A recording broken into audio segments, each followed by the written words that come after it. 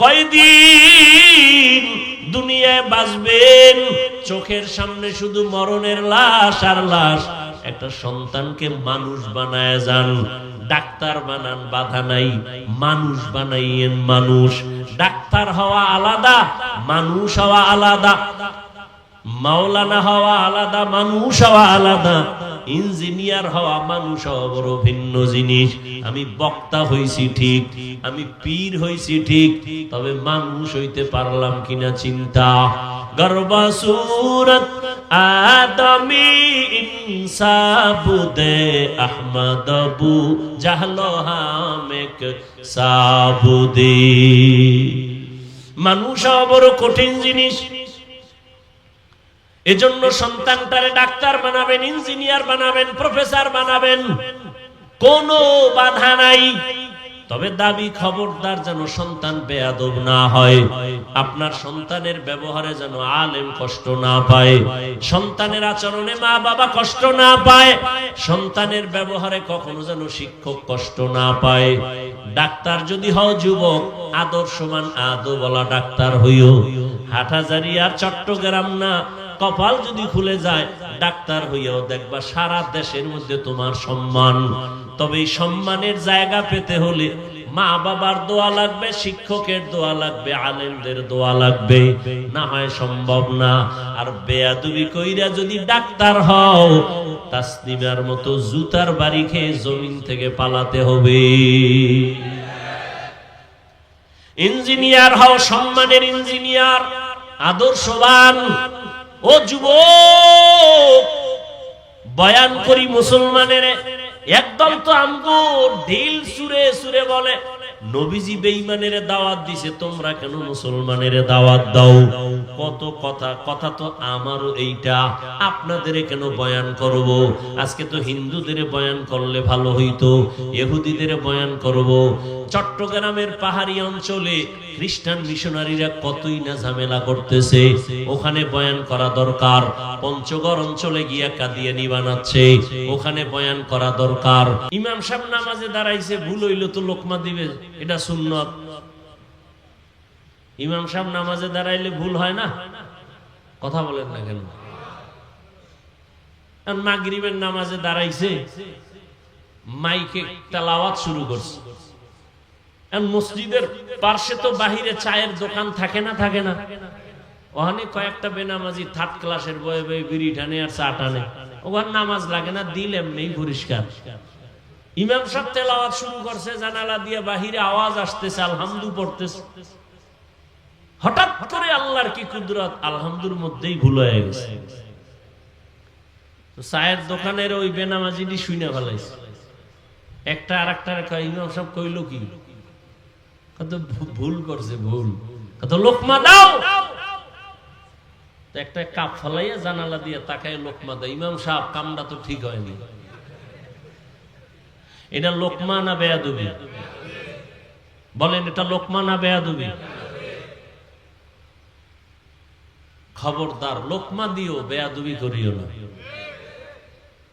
বলে গেলাম, লোকমা দিও, বেয়াদবি করিও না, মরার আগে পঙ্গু হয়ে যাবি। এখন লোকমা দেবে কারা? বলেন, মুসল্লিরা। ইমামের পিছনে মুসল্লি আছে 500, এরা সবাই যদি একটা লোকমার নিয়তে চিৎকার দেয় তো চাই দেখবে যে ইমাম নাই, জাকাতে স্টক করছে। হবে? লোকমা কিভাবে দিতে হবে? নিয়ম আছে না নাই? পেছনে একজন যোগ্য ব্যক্তি দাঁড়াবে। কার পিছনে? ইমামের পেছনে। যোগ্য ব্যক্তিকে সভাপতি, এলাকার বড় সুদখোর। কি না, তার সভাপতি বানাইছেন কেন? এলাকার বড় সুদখোর, সে যোগ্য, নাইলে মসজিদের সভাপতি বানাইছেন কেন?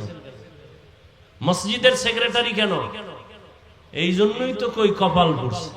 শিয়ালের হাতে দিছে মুরগি আমানত 3 দিন। শিয়াল কয় দোয়াও চাই, মাফও চাই। এটা ফ্যাটের ভিতরে গিয়ে কি মা হয়ে গেছে, আর ফেরত দেওয়া যাবে না। এ জাতির কপাল পুড়েছে। শিয়ালের হাতে মুরগি দিলে যা হয়, মসজিদ মাদ্রাসা ধর্মের চাবি সুদখোর বেনামাজি ঘুষখোরের হাতে দিলে তো তাই হবে, আর তাই হচ্ছে। দিছে কে? জিবরাইল। সুদখোর ঘুষখোরের হাতে মাদ্রাসা মসজিদের চাবি দিছে কে? ফেরেশতারা। কারা দিছে? কারা? আমরা কইতে লজ্জা লাগে, ভোটের আগে পায়খানা খাইছেন টাকার নামে, লজ্জা করে নাই?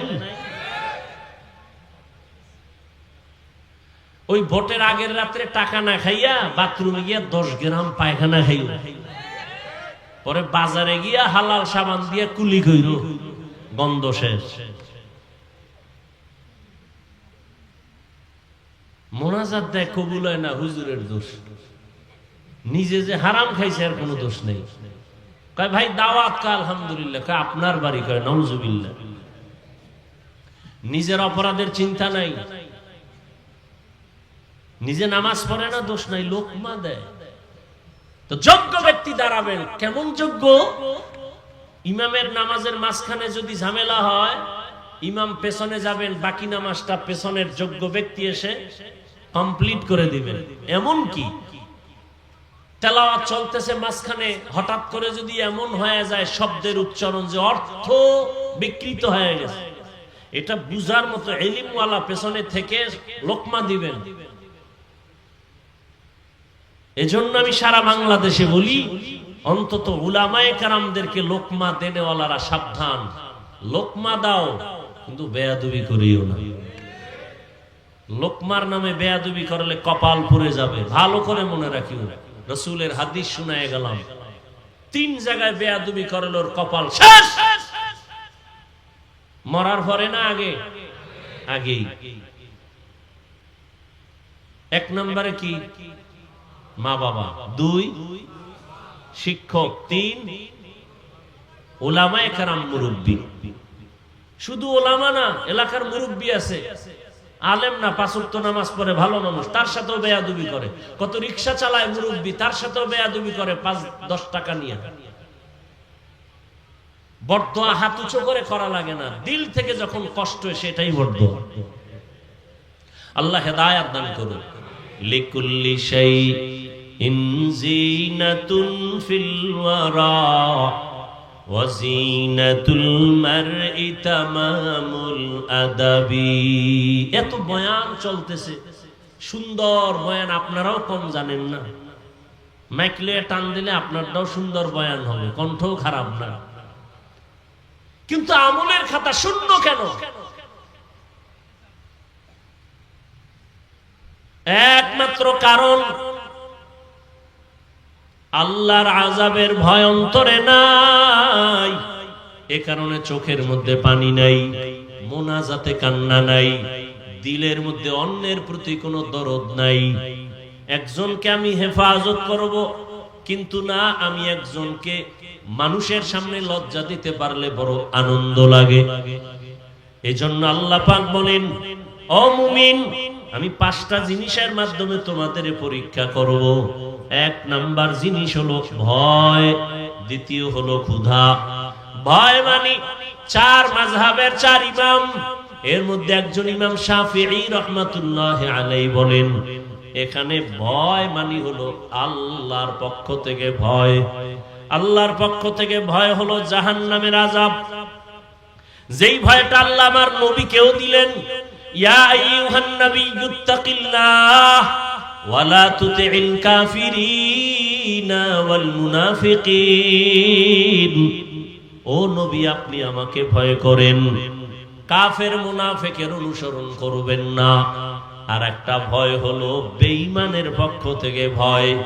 ফিলিস্তিনের জমিনের ভেতরে ইসরায়েলি কুকুরদের ভয়, ওরা বলে আল্লাহকে মানলে তোমাদেরকে মেরে ফেলা হবে। এই ভয়কে জয় করবে আল্লাহর মুহাব্বতের বান্দা, জীবনকে বিসর্জন দিয়া দিবে। হাজারো প্রতিকূলতা আসবে, আল্লাহর ভয় আসলটা অন্তরে যখন রাখবে, তখন দুনিয়ার ভয় তার সামনে কিছুই না। এরে নবীর আশিক, আজকে মুসলমানের উপরে এত বিপদ। বাংলাদেশের মুসলমান আমরা মায়ের কোলে আছি, মনে করি আমগো বিপদ নাই। না কি বিপদ নাই তার নিশ্চয়তা কি আছে? মাদ্রাসা বেশি, আলেম ওলামা বেশি। আরে ভাই, এর থেকে তো ভারতের মধ্যে মাদ্রাসা আরো বেশি ছিল, আলেম ওলামা অনেক ছিল। হাজার হাজার মাদ্রাসা ধ্বংস করে দিল, হাজারো হাজারো আলেম ফাঁসির মধ্যে ঝুলাইয়া গাছে টানাইল ব্রিটিশ বেঈমানেরা। স্পেনের জমিন 800 বছর পর্যন্ত মুসলমান শাসন করলো। যেই স্পেনের মধ্যে 30 খণ্ড তাফসীর লেখা হলো, তাফসীরে কুরতুবী। আজকে স্পেনের মধ্যে আজানের ধ্বনি নাই, সব ধ্বংস হয়ে গেল। মুসলমানকে আগুনে পুড়িয়া ভূমধ্য সাগরে সব শেষ করে দিল। ইহুদি বেঈমানরা মিছিল করলো, আনন্দ মিছিল। ওই দিনটা ছিল এপ্রিলের 1ম তারিখ, পহেলা এপ্রিল। পহেলা এপ্রিল মুসলমানের কান্নার দিন, বেঈমান ইহুদিদের আনন্দের দিন। কিন্তু মুসলমান বুঝে না, এপ্রিল ফুল পালন করতে গিয়া মুসলমানেরাও আনন্দ করে লাফায়। অথচ মুসলমানের এক ক্লান্তের দিন, বেঈমান কর্তৃক অত্যাচার নিপীড়ন মুসলমানের উপরে। স্পেনের জমিন ধ্বংস যেদিন শুরু হয় পহেলা এপ্রিল, এই জন্য বেঈমানরা এপ্রিল ফুল পালন করে। মুসলমানের ইতিহাসও জানা নাই, জানবে দূরের কথা। হিন্দু আইসাই বাংলাদেশে ইসলামের বিরুদ্ধে আন্দোলনের ডাক দেয় নাই, ইহুদি দেয় নাই। এ দেশে ইসলামের 12টা বাজানেওয়ালা মুনাফিকই যথেষ্ট। আমি যে কথাগুলো বললাম, এই বয়ানটা মসজিদের খতিব সাহেব আগামী জুমায় করো। মুসলমান কমিটির কয়েকজন বলবে, হুজুর আপনি বাড়িতে বেড়ায় 6 মাস। কথা ঠিক, কারণ ওই শিয়ালের হাতে মুরগি। কেমনে জাতির কপাল খুলবে? এজন্য রহমতের নবী বলেন, মুসিবতের পরীক্ষায় পাস করো, ইবাদতের বেলায় ধৈর্য, মুসিবতের বেলায় ধৈর্য ধারণ করো, গুনাহের বেলায় ধৈর্য। জীবনটা চলে যাবে, তারপরও গুনার ক্ষেত্রে কোনদিন আমি সামনে আগাবো না, আল্লাহর ভয়। ভাইরা আমার, ওমরে ফারুক রাদিয়াল্লাহু তাআলা আনহু রহমতের নবীকে জবাই করার জন্য তরবারি নিয়ে দৌড়ায়। আল্লাহর হুকুম, সে ওমর আমার নবীর চেহারা দেখে কালেমাওয়ালা হয়ে গেল। আল্লাহ তাকে এমন ভাবে কবুল করেছেন, ওমর এখন যেই পথ দিয়া চলে, শয়তান ওই পথে চলে না, ভয়। যুবক মদের বোতল নিয়ে হাঁটে, হঠাৎ করে তাকায় দেখে ওমর আসতেছে, ভয়, ফালায়াও দিতে পারে না। আল্লাহর কাছে মনে মনে তওবা করছে। ওমর এসে সামনে দাঁড়ায়, কয় বোতলটা দে। যুবক কাঁপতেছে। কেন কাঁপে? বলে ওমরের মেজাজ এমন যে কথার আগে তরবারি রেডি। যুবক কাঁপতে কাঁপতে বোতলটা দিল। ওমরে ফারুক রাদিয়াল্লাহু আনহু বোতলটা নিয়ে দেখে বোতলের ভেতরে এক ফোঁটা মদও নাই, পুরা বোতলটা সাদা দুধে ভরা। हर के दारत खौफे हक दर दिल मदम जन्नतुल मावा देहत उरा मकाम। एक नंबर আল্লাহর ভয়ের পরীক্ষা চলবে। ওমরে ফারুক রাদিয়াল্লাহু আনহু দিনের বেলা বিচার করেন, রাতের বেলা মানুষের বাড়ি যায় ঘুরেন। ঘুরতে ঘুরতে দেখে একটা বাগানের মধ্যে আগুন জ্বলে। আরো সামনে আগাইলেন, বিয়ে দেখেন ভেতরে মহিলাদের কণ্ঠের আওয়াজ। ওমর দূরত্ব বজায় রেখে চুপ করে দাঁড়ালেন। ওমর এখানে আছে কেউ জানে না। শুনে মহিলারা কথা কয়। এক মা তার কন্যাকে বলে, ও আমার মেয়ে, আগামীকাল বাজারে দুধ বিক্রি করতে নিবা, গাভীর দুধ, পানি বেশি দিও। মেয়ে ডাক দিয়ে কয়, মা খবরদার, আর একবারও বলবা না, ওমর যদি শুনে কল্লা ফেলে দিবে। মা বলে, ওমর তো দেখবে না। ওমর কই? ওমর কোথায়? ঘরের পাশে দাঁড়ানো। মেয়ে ডাক দিয়ে কয়, ওমর তো দেখবে না। আরে মা বলে, ওমর দেখবে না। মেয়ে বলতেছে, মা ওমর যদিও দেখবে না, তবে আমার আল্লাহ আমারে তো দেখবে। ইয়া ইলাহি মুঝসে মুঝকো দূর কর, তাকে দেখো মুঝ में तुझको एक नजर। या इलाही तू मेरा माबूद है, या इलाही तू मेरा माशूक है। ওমর ফারুক রাদিয়াল্লাহু আনহু কথাটা শুনে চলে গেলেন। পরের দিন আদালতে লোক পাঠাইয়া মা আর মেয়েটাকে ডাকালেন। ডাকানোর পরে তারা ভয়, মনে হয় ওমর ডাকছে মানে ফাঁসি হয়ে যাবে। সম্মানের সাথে মেহমানদারি আপ্যায়ন করালেন। ওমর মোহাব্বতের আওয়াজ দিয়ে বললেন, মা ধন্য আপনার কপাল, এমন একটা মেয়ে আপনি ঘরে পাইছেন যার আপাতমস্তক শুধু আল্লাহর ভয় ঢুকানো, তাকওয়ার ফাউন্ডেশন তার ভেতরে, আল্লাহর ভয়। আপনি ধন্য মা, আজকে আপনাকে একটা পুরস্কার দেওয়ার জন্য ডাকছি। মা বড় খুশি। খলিফাতুল মুসলিমিন আমাকে পুরস্কার দিবেন। কি পুরস্কার দিতে চান? ওমরে ফারুক বলেন, আপনি যদি খুশি হন আর রাজি হন, আপনার ওই কন্যাটা, মেয়েটা আমি ওমরের ছেলের বিবাহের বন্ধনে নিতে চাই। মা বড় আনন্দিত হয়ে গেলেন। আলহামদুলিল্লাহ, আমি রাজি। ওমর এই আল্লাহর বান্দি মেয়েটাকে তার ছেলের সাথে বিবাহের বন্ধনে নিয়ে আসলেন। আর এই মেয়েটা এমন ধন্য, এমন চাঁদের আলো, এর গর্ব ধারায় আর এক চাঁদের আলো জমিনে আসছে। ওমর ইবনে আব্দুল আজিজ রাহমাতুল্লাহ আলাইহি। এই জন্যই বললাম, ও যুবক, জীবনে যদি সফল হতে চাও, সবাই তো সফলতা চায়, আমিও সফলতা চাই, আমিও সম্মান চাই। কে সম্মান না চায়? সবাই চায়, কিন্তু সম্মানের ঠিকানা কোথায় এটা মানুষ বুঝতে ভুল করে। সম্মান আর সফলতা আসবে তিন জায়গার দোয়া: মা বাবার দোয়া, শিক্ষকের দোয়া, উলামায়ে কেরামের দোয়া, নেক নজর। মা বাবার দোয়া ছাড়া জীবনে চেয়ার পর্যন্ত আসতে পারি নাই। মা বাবার চোখের পানি আর দোয়া যদি না থাকতো, তুমি টাকার মালিক হতে পারতা না, সম্মানের জায়গায় বসতে পারতা না। মা বাবার কত চোখের পানি আর কান্না আর দোয়া তোমার আমার জানা নাই রে বাবা। এত কষ্ট করে মা বাবা তোমাকে আমাকে মানুষ বানাইছেন। তুমি পরীক্ষার হলে গেছো, মা জানে তুমি পরীক্ষা দাও, তোমার তো চিন্তা নাই। আম্মা জান রাতের বেলা ঘুমায় না, চোখের পানি ছেড়ে কাঁদেন, হে মালিক আমার সন্তানকে পরীক্ষায় কামিয়াবি দান করো। শিক্ষকের দোয়া বড় সম্পদ। দোয়া যদি না থাকে, ওই ছাত্রের শিক্ষার যোগ্যতা আসে না, এলেমে বরকত থাকে না। এরে আল্লাহর বান্দা, উলামায়ে কেরামের নেক নজর যদি না থাকে, ওই বান্দার আখলাকের মধ্যে, চরিত্রের মধ্যে কোনো মহব্বত আসে না, আখলাকের মধ্যে কোনো রং আসে না। এই জন্য উলামায়ে কেরামের নেক নজর দরকার, কারণ তাদের নজরের মধ্যে পাওয়ার আছে, তাকওয়ার পাওয়ার। ইয়া আইয়ুহাল্লাযীনা আমানু ইন তাত্তাকুল্লাহ ইয়াজআল লাকুম ফুরকানা। আল্লাহর দেওয়া পাওয়ার, এর নাম ফুরকান। হাদিসের ভাষায় পাওয়ারের নাম ফিরাসাত। ইত্তাকু ফিরাসাতাল মুমিন ফাইন্নাহু ইয়ানজুরু বিনুরিল্লাহ। আল্লাহ তাআলা ফিরাসাতের পাওয়ার দান করেন।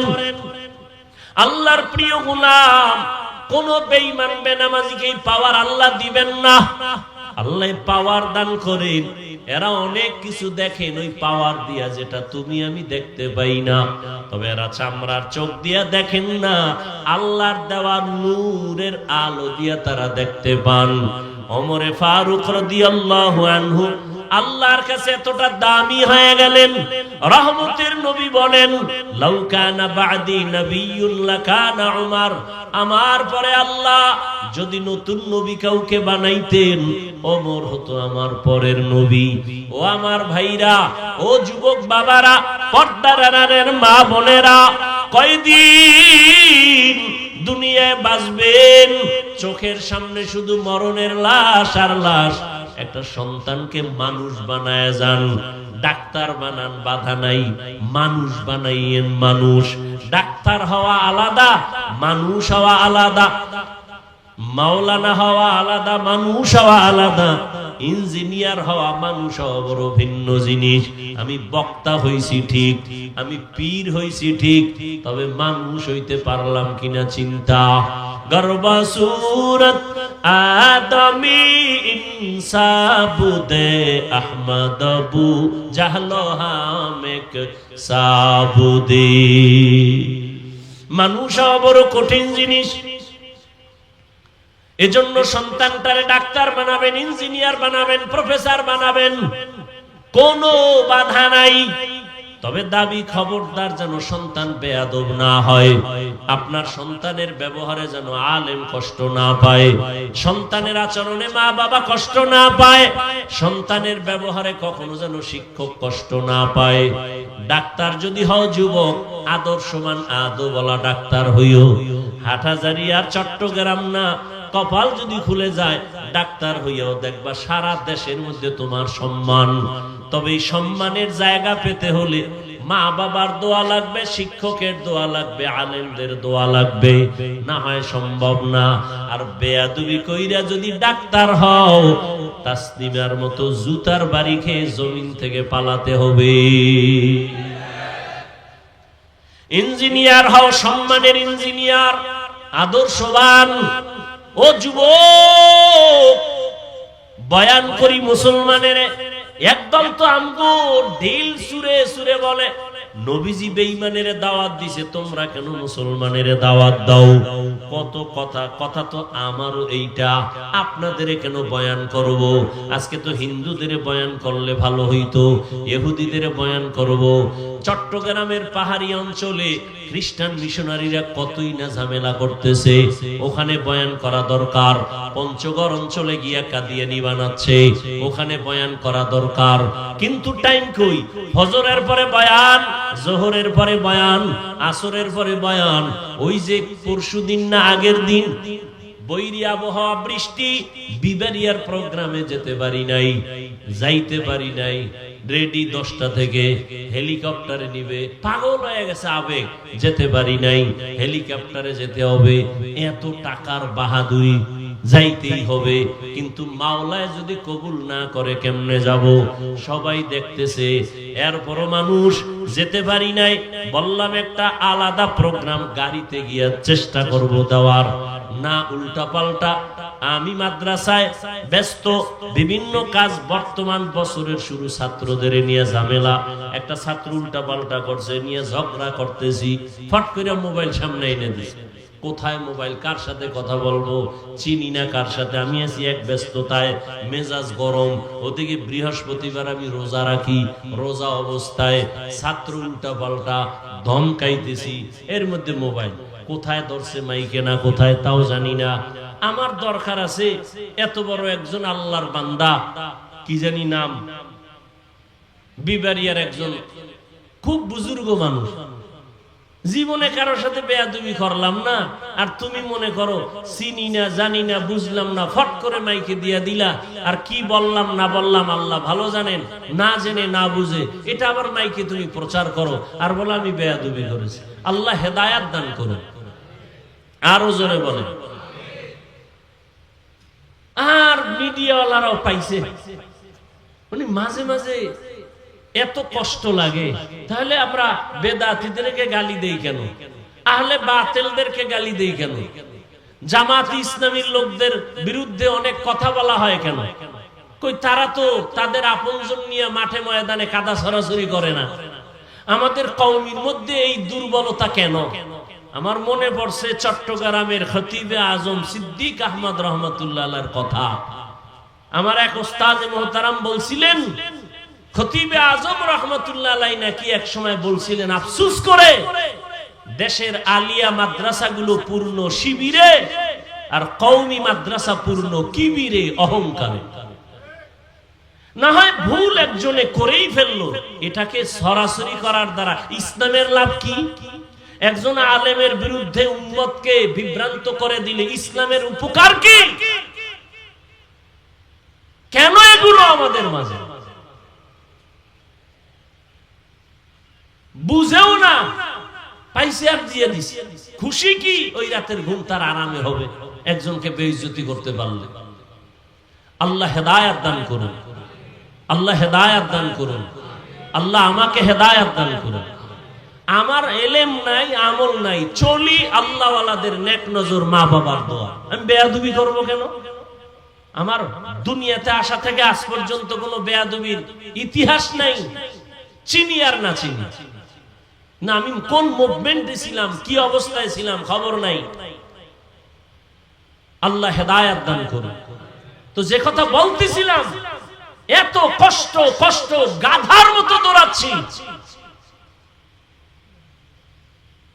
এরপরেও ফলাফল দুর্বল কেন? আপনারাও মুসলমান, আমিও মুসলমান। আপনাদের আল্লাহ আমার আল্লাহ এক না দুই? আপনাদের নবী আমার নবী, আপনাদের কোরআন আমার কোরআন, আপনাদের কাবা আমার কাবা, আপনাদের কালেমা আমার কালেমা, সব এক। দুনিয়াতে আসছে সিস্টেম এক, বিদায়বেলা কাফনের সংখ্যাও এক। আপনারও তিনটা, আমার একটা বেশি। আমারও তিন কাফন। মহিলাদের কয়টা? কথা বলেন। পাঁচটা। কালার হবে আলাদা। হুজুরদের কাফনের কালার হবে আলাদা, আপনাদের কালার আলাদা না এক? কি কালার বলেন? বলেন সাদা, সব এক। তাহলে কালার লইয়াও কিলেকিলি চলে কেন বলেন? কালার লইয়াও দ্বন্দ্ব, কে কালো ভরলো, কে সাদা, কে সবুজ, এ নিয়েও দ্বন্দ্ব আছে না নাই? বিদায় বেলা কালার হবে সব এক, সাদা। কবরের সাইজও হবে এক। কবরের মধ্যে রেখে প্রশ্ন করা হবে তিনটা, তাও এক। রবের পরিচয় দাও, ধর্মের পরিচয় দাও, রাহমাতুল লিল আলামিনের পরিচয় দাও। এরে নবীর উম্মতের দল। তাহলে আপনার আমার আল্লাহ এক, নবী এক, কোরআন এক, কাবা এক, ধর্ম এক, কালেমা এক, আশা এক, যাওয়া এক, কাফন এক, কালার এক, কবর এক, প্রশ্ন এক। আপনাকে বয়ান করব কেন? অথচ দুঃখ, আমি টুপি খুলতে চাই না। আপনি কেমন মুসলমান যে টুপি দিতে চান না, লজ্জা পান? আমি দাড়ি কাটলে লজ্জা পাই, আর আপনি কেমন মুসলমান দাড়ি রাখতে লজ্জা পান? আমিও মুসলমান, আপনিও মুসলমান। আমি পর্দা না করলে লজ্জা লাগে, আপনি পর্দা করতে গেলে লজ্জা পান। আমি মসজিদে না ঢুকলে লজ্জা পাই, আপনি ঢুকতে গেলে লজ্জা পান। বুঝি না আমরা কি ভুলে আছি নাকি আপনারা ভুলে আছেন? কেন আলেম ওলামাদের বয়ান কাজে লাগান না? শুধু আমি কি একা বয়ান করি? হাজার হাজার আলেম দৌড়াচ্ছে। তাবলীগ ওয়ালাদের মেহনত, পীর মাশায়েখের মেহনত, ওলামায়ে কেরামদের ঘুম নাই, খানা নাই। নিজের বাড়ি, ছেলে মেয়ে, পরিবার নিয়ে আলেম ওলামারা এত ভাবে না। এই উম্মতের নিয়ে যেই ভাবনাটা ভাবে, ওলামায়ে কেরামের মতোই জাতিকে নিয়ে আর কেউ ভাবে না। আর বাকি সবাই যারা কয় আমরা জনগণ নিয়ে ভাবি, সব চান্দাবাজ আর ধান্দাবাজ। একমাত্র এই জাতির কলিজার আপন ওলামায়ে কেরাম আর কেউ নাই, সব চান্দাবাজ আর ধান্দাবাজ। সবাই